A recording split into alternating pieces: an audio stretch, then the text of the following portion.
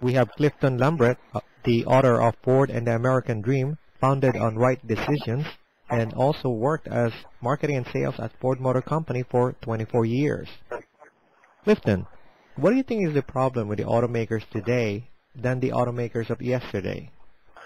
I think the automobile business has gotten a lot more complex over the last 5 to 7 years, and I think that we have several entities that we are fighting where there's certainly an influx of more supply than there is demand, and there's certainly a lot of that coming out. I think there's probably 6 different government agencies now that are regulating both the sales, the assembly, and the content of the vehicles, and that doesn't make it easy to work in for anybody as well. So the whole market has shifted a little bit, and as you probably know, the current cash crisis that's out there is putting a little extra pressure on a market that was already struggling to survive. Well, how can we fix this problem? I think we're going to have to get back to the basics. When Henry Ford first designed the Ford Motor Company and he made the first automobile, he had some basic things that he built into the system which made him extremely successful. Number one, he had simple products. He had products where he maximized the economies of scale. He used common platforms. He maximized the ability to use interchangeable parts. That kept the cost down because of economies of scale. The other thing he did is he had the whole system was more simple. He paid everybody the same wage, and it was a fair wage for a fair day's pay. Any model that regulates our ability to adjust that is a problem. And given the current systems, especially for the domestic ones, we've got to have a labor agreement that allows the labor parties, i.e. the union, to share in the risk, but also share in the rewards. If it's skewed one way or the other, then it puts the American automobile companies at a disadvantage. And, of course, none of the non-American automobile companies are unions. Any other solutions that you might think would be able to solve this problem? Yeah, I would say this. I'd say this.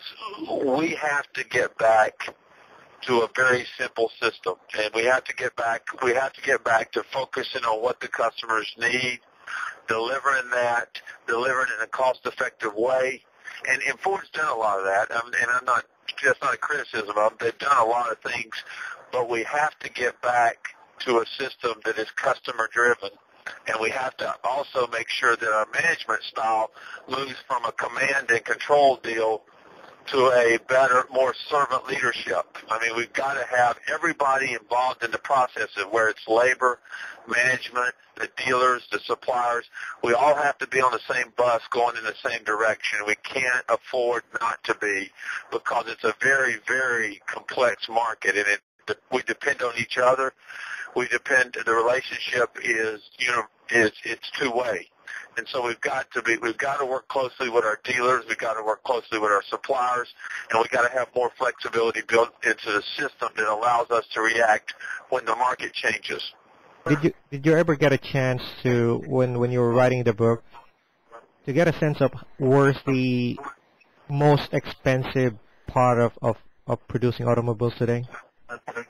Yeah, and this probably would surprise a lot of your listeners, but the most expensive part of automobiles today is not steel, even though the prices, because of BRIC, Brazil, Russia, India, and China, have driven up the commodity prices to record highs. But that's not the most expensive part of the vehicle. Right now, the most expensive part of the vehicle is health care for the workers and the legacy cost of having retired workers. So we're in a little bit of a bind there, because we've always provided a very, very fair wage, and we're not the low income branch of suppliers. We try to pay people fair. We pay them a very good wage. We're not, in a minimum wage situation. We have nobody that makes minimum wage.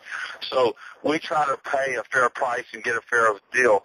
Well, with part of the benefit package has been the most variable has been the insurance. And right now we spend more money on insurance than we do steel.